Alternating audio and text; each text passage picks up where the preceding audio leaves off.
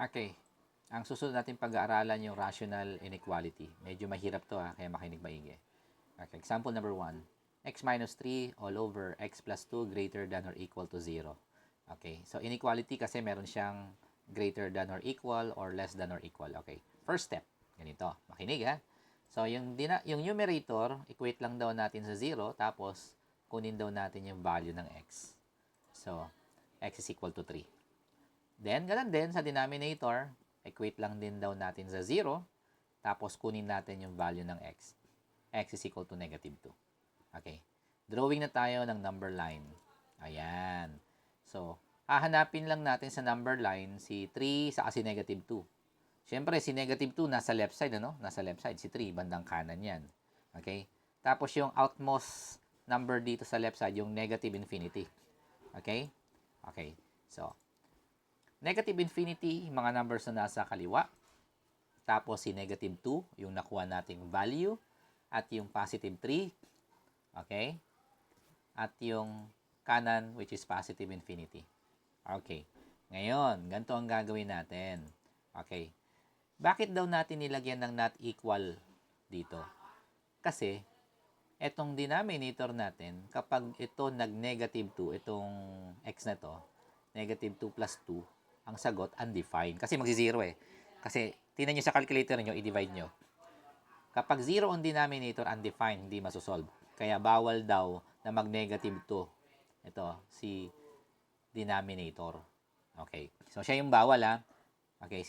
Ito ba si 3? Pwede. Okay. So, pwede yan. Okay. Ngayon, ang nakadrawing dito sa negative 2, loophole. Ibig sabihin, walang shade. Kasi hindi siya kasali. Okay? At dito naman sa 3, pwede ba si 3? Okay. Dito naman, sa numerator naman, paano natin malalaman kung loophole o hindi loophole? Okay. Pag may nakalagay na equal, dapat shaded part yan. Okay? Sir, paano pag walang equal na nakalagay? Yun ang loophole. Okay? Ngayon, dito sa kanan ni 3, mag-a-assume tayo ng number. Okay? Sino yung mga number na nasa kanan ni 3? Pwedeng 4, 5, 6, 7, 8. Okay. So, mag-assume na lang ako ng 4. Mas madali. Ipapalit natin dito sa original given natin. Okay. 4 minus 3.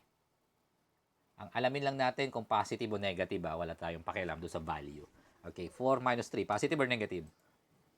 Ayan, positive. Sa baba naman, 4 plus 2. Positive or negative? Wala tayong pakialam sa values Doon lang muna tayo sa mga signs Okay, positive din. So, positive divided by positive, ang sagot, which is positive. In short, lahat ng number na maisipan mo na ilalagay dyan kay x, okay, ang sagot lagi dyan, positive. Okay? Ngayon, punta ngayon tayo sa gitna. Doon tayo sa gitna Kay negative 2 at 3. Ang mga numbers na nasa gitna niyan ay negative 1, 0, 1, 2. Okay, pili na lang tayo doon. Sinong gusto mong piliin? Siyempre, mas madali yung 0. Okay. Tingnan nyo 0 minus 3. Okay, positive or negative? Negative. Okay. 0 plus 2.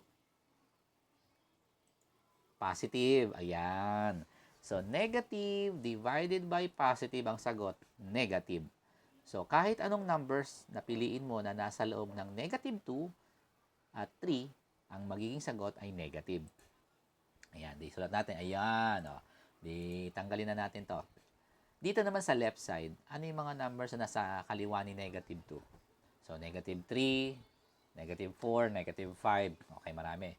So, kunyari, ang napili ko si negative 3. Negative 3 negative 3, ipalit na natin doon kay x, minus 3, ang sagot, positive or negative? Okay, syempre negative. Divided by, ito kunyari, negative 3 plus 2. Positive or negative? Negative pa rin. So, negative divided by negative, which is positive. Ayun. Di ngayon, ito na yung mga signs Okay. Ngayon, puntahan na natin yung given. Ayan. So, x minus 3 over x plus 2 dapat greater than or equal to 0. Pag sabing greater than, mas malaki o kaya kapantay ni 0. Okay. Pag sabing mas malaki, positive yun. Okay? So, ibig sabihin, hanapin mo dyan yung may mga positive. Ayun, nakita na natin. Ayan, positive dyan. At ayan din, positive. Okay? So, ibig sabihin, doon daw sa kaliwa ni negative 2, lahat ng numbers kasali at hindi kasama si negative 2 kasi loophole eh. At dito naman, si 3 kasali, papunta daw sa kanan niya. O, paano ko siya isusulat? Ganito. Okay. Negative infinity, okay, open parenthesis muna, negative infinity kasi hindi kasali si negative infinity. Okay, comma, papunta daw kay negative 2, open, close parenthesis kasi hindi daw kasama si negative 2. Union, kukombine kasi natin kaya union. Okay, open bracket. Bakit? Bracket kasi kasama si 3. Okay? At comma, positive, infinity, then close parenthesis kasi hindi kasama si positive infinity. Okay, nasundan ha? Nagets? Ayan. So, pwede natin siyang isulat ng x daw is less than negative 2, mas maliit kay negative 2. At pwede nating isulat ng yung isa pa, okay, si x daw greater than or equal to 3. Okay? So, ito na yung notation niya na pagsulat. It's either the two kung anong gagamitin natin dyan. Okay? Meron pa isa. 2 examples tayo. Nako, ang haba nito, sir. Okay. So, same procedure yung numerator natin, equate natin sa 0. Okay? Di alam na natin, ano, hahanapin natin, ha? Ano hahanapin natin? Marami tayong hahanapin. Si negative 1, saan nakuha yung negative 1? Kasi x plus 1, di ba? Is equal to 0. So, x is equal to negative 1. Okay, saan nakuha itong 3? Ito na naman denominator, oh. X is equal to 3. At saan nakuha yung 4? Ito, x is equal to 4, di ba? Okay. Ngayon, ang bawal dito sa baba, si positive 3. So, ibig sabihin, si positive 3, loophole yan. Tapos, nakita nyo walang equal sign. Walang equal sign, ano? Tama. Loophole lahat yan. Ayan. So, ilagay muna natin yung ano. Ayan, si x minus 3. Loophole. Ayan, loophole at loophole lahat yan. Okay, bakit loophole lahat, sir? Kasi walang equal sign dito. Okay, so mag-a-assume na tayo ng values.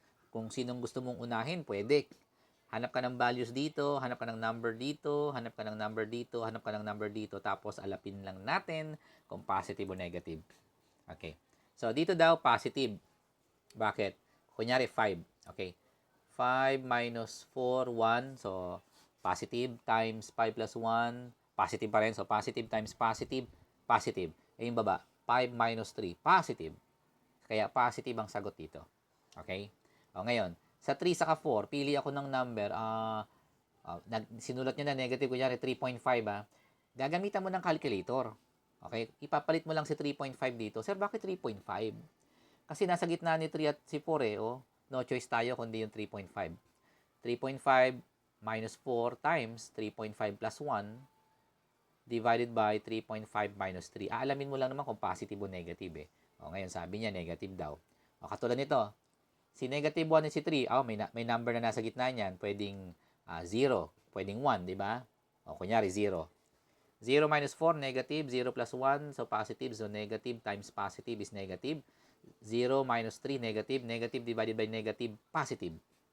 So, positive ang magiging sagot dyan. Ayan. Then, dito, mag-guess ka rin ng number. Negative 2, negative 3, negative 4. Pwede mong hulaan. Ilagay mo sa calculator kung ano magiging sign. Okay? So, magiging sign ay negative. Okay. Ngayon, tingnan natin itong buong ito. Okay? Mamaya na yan. Itong buong ito, okay? Ang sabi daw niya, mali ito nakalagay kasi equal eh. Less than 0. Okay, less than. Hindi kasama tong equal na yan. Less than. So, ibig sabihin, mas maliit daw kay 0. Ibig sabihin nun, negative. Okay?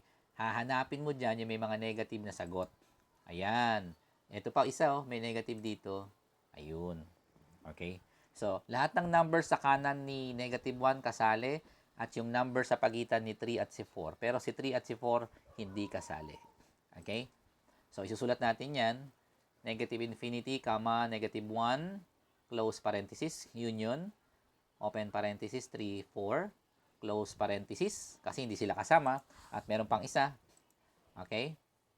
Ayan yung pwede nating isulat. X is less than negative 1, at yung isa, okay, ayaw pa lumabas. Ayan. So, si x daw nasa gitna, no? So, x is greater than 3 at si x daw less than 4. Ayan na yung solution natin sa inequality. Okay?